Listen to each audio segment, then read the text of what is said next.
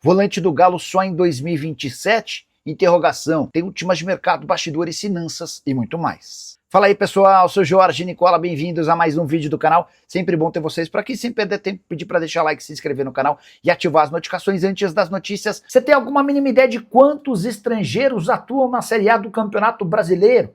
Se a gente contar atletas brasileiros que estão naturalizados por outros países, como por exemplo o Maurício, além dos gringos de fato, hoje temos 164 jogadores com outras nacionalidades disputando a elite do futebol nacional. São 49 argentinos, 31 colombianos, 10 equatorianos. Essas são os países com mais representantes. Outra pergunta que eu queria deixar para vocês: qual o clube da Série A com mais jogadores estrangeiros? Tem alguma ideia? Acertou quem se referiu ao Botafogo, líder disparado. São 14 estrangeiros, contra 12 do Remo e 11 de Atlético Paranaense, Grêmio e Internacional. O Fluminense aparece com 10, o Flamengo, o Atlético Mineiro e o Palmeiras, além do São Paulo com 9.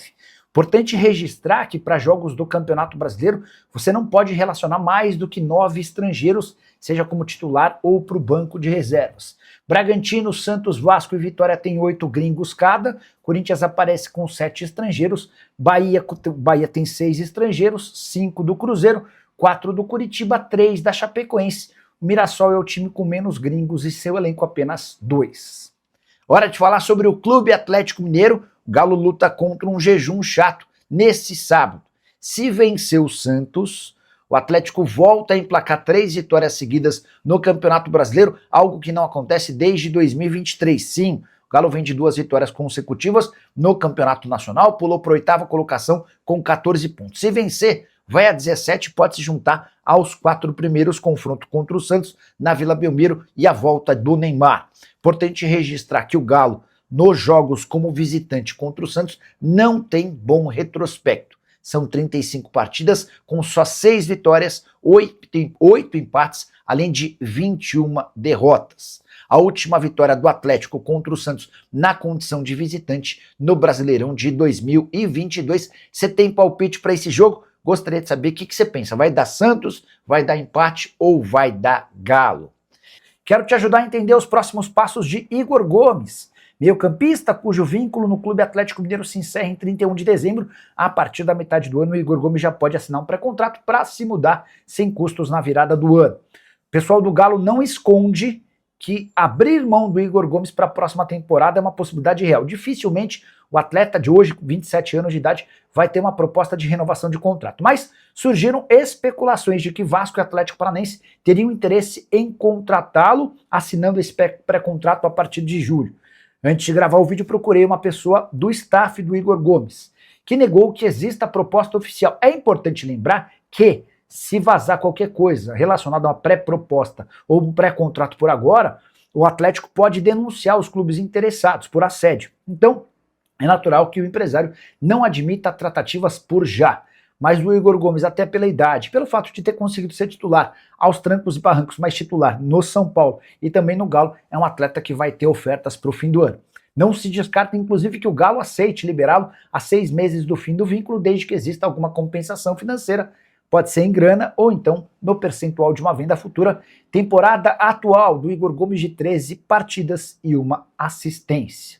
Hora de falar sobre a derrota triste do Galo para um Puerto Cabello, time da Venezuela, cuja folha salarial é compatível a equipes da Série D do futebol brasileiro. Puerto Cabello, fundado apenas em 2014 e que estreou na primeira divisão 3 anos depois, fez seu primeiro jogo internacional em 2023. Esse time tem uma folha de mais ou menos R$500 mil por mês. Só a título de comparação, a minha Portuguesa, que joga a 4ª divisão, tem uma folha de R$1 milhão mensais. Mas a Portuguesa é alguém fora da realidade na 4ª divisão. O mais natural é que entre os 96 times que disputam a última divisão nacional do futebol brasileiro, o custo fica entre 400 e 600 mil reais. Então dá para dizer que o Puerto Cabello, lá da Venezuela, tem um padrão de custos com o seu departamento de futebol compatível a equipes da 4ª divisão. Ainda assim, O Galo foi à Venezuela e perdeu por 2-1. O único gol marcado pelo Atlético do Dudu, estreia absolutamente decepcionante na Sul-Americana, e depois da partida, na entrevista coletiva, o técnico Eduardo Domingues, o Barba, admitiu que foi vexatório o desempenho do time. Importante registrar que o Puerto Cabello, apesar da dificuldade financeira, ainda consegue repatriar atletas de outros países. Uruguai, Panamá, Sérvia, Nigéria, Angola e até Portugal são representantes, são atletas que representam seus países na equipe venezuelana. Hora de falar sobre o Clube Atlético Mineiro, que dentro de campo venceu mais uma, triunfo por 2-1 contra o Atlético Paranaense dentro de casa, em franca recuperação, mas que pode ficar sem Patrick até o fim dessa temporada. Volante de 22 anos de idade, contratado do Palmeiras, naquela negociação que levou o Paulinho ao Allianz Parque, o Patrick acabou se lesionando durante um treino da semana passada. Uma pancada forte que causou o rompimento do ligamento colateral lateral. Nem sabia que existia esse tal ligamento. Em casos como esse, o natural é nem haver a necessidade de cirurgia, mas com a ruptura completa, caso do atleta, há necessidade de uma intervenção cirúrgica, período de recuperação de 6 a 8 meses. Sendo assim, existe uma grande chance de o Patrick nem sequer estrear em 2026 pelo Galo. Isso porque até aqui ele foi relacionado em apenas 4 partidas, ficando no banco em todas elas, não foi utilizado pelo Atlético Mineiro. Já o Paulinho no Palmeiras também não consegue jogar desde a metade do ano passado. Se seu time está precisando de goleiro, pode pintar aqui uma grande oportunidade para julho. É que Lucas Perry, que brilhou com a camisa do Botafogo e chegou a ser convocado para a seleção brasileira, não vive a realidade que imaginava quando da transferência para o Leeds da Inglaterra. No fim de semana ele brilhou, colocando o Leeds na semifinal da Copa da Inglaterra, algo que não acontecia há 39 anos. Empate no tempo normal em 2-2 com o West Ham, na decisão por pênaltis, o brasileiro brilhou. Pois bem, quando se mudou do Lyon para o Leeds, o PR foi com a impressão e com a convicção de que se tornaria titular absoluto. E foi assim no início da temporada, mas recentemente ele tem sido reserva nos jogos do campeonato inglês e tem tido oportunidades apenas na Copa. E esse cenário tem frustrado o Lucas Perry, que entende que precisa jogar, por exemplo, para ser lembrado para a seleção brasileira. Importante contar que ele foi comprado pelo Leeds por 16 milhões de euros. Transferência do Botafogo para o Lyon, mais uma das várias transferências esquisitas feitas por John Textor por apenas 6 milhões e meio de euros. PR caberia no seu clube do coração? Já usa o espaço para comentário e registre a sua opinião, beleza? Bora falar sobre o Clube Atlético Mineiro, que arrecada 1/3 na comparação com o rival Cruzeiro, quando o assunto é bilheteria na competição nacional de 2026. O Galo tem até aqui 330 mil reais líquidos com bilheteria por partida dentro de casa. Já o Cruzeiro tem uma média de arrecadação de 963 mil reais. O Galo fez 4 partidas em casa, que lhe renderam 1.300.000 reais, esse valor livre de impostos e todas as tributações. Já o Cruzeiro, com 5 partidas no Mineirão, arrecadou 4.800.000 reais. E essa diferença importante entre os times contrasta com a campanha. Cruzeiro entre os rebaixados e o Atlético em franca recuperação. Importante registrar que o Galo, com esses 330 mil líquidos, tem só a 13ª melhor campanha quando o assunto é média de arrecadação líquida. Já o Cruzeiro aparece no 4º lugar. A saideira sobre esse assunto: Botafogo e Bragantino estão pagando para jogar no Campeonato Brasileiro.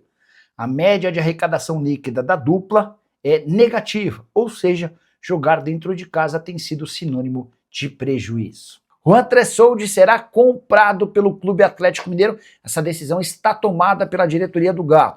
O Atlético está convencido de que o zagueiro de 26 anos de idade, que pertence ao Sassuolo, precisa continuar. O empréstimo termina em junho. A primeira tentativa do Galo foi de renovação do contrato de empréstimo. O Sassuolo já disse que não aceita. Agora, os clubes tentam chegar a um acordo para a redução do valor da opção de compra, de 3,5 milhões de euros ou 21 milhões de reais. Importante registrar que, enquanto estava emprestado ao São Paulo no ano passado, a opção de compra era de 28 milhões de reais. Desde que foi contratado, o Tressoldi soma 32 partidas com 3 gols nessa temporada, titular absoluto com 18 jogos e 2 gols marcados. Só para completar, além da contratação em definitivo do Trezeguet, o Galo ainda busca mais um zagueiro, porque sabe que perderá Júnior Alonso na metade do ano. Então é isso, família. Ficamos aí com o nosso giro de notícias super incrível do Galo, do maior clube do brasileiro. Então eu peço humildemente seu like e sua inscrição. Então, rapaziada, muito obrigado por você ter acompanhado nosso vídeo até o final. Não esqueça de dar o like nesse vídeo e se inscreva até o final. Um grande abraço e até o próximo vídeo.